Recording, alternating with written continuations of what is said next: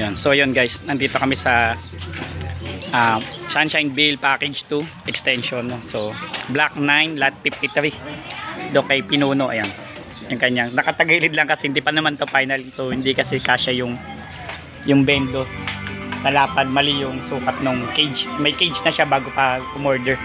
So ito is hindi pala kasya kaya nakatagilid siya. Nandito yan, dapat yan dito yung harap. So ito yung tarpaulin natin, yan Pinuno piso wifi. Yan. So okay na siya, nagagamit na siya, smooth na smooth, swabe pupunta daw punta? Sige po. Yun. So okay na yung bendo sa mga taga Sunshineville Package Extension. So sulit na sulit dito kayo mag wifi sa Block 9 Lot 53 kay Pinuno. Ayan. Shoutout kay Mark Saigo at kay Sir Ali, yung mga kaibigan ko Muslim dito sa Sunshineville. Maraming salamat po. So yun, so gumagana na po ito, sakop na. PC Magawa mo, don't forget to subscribe.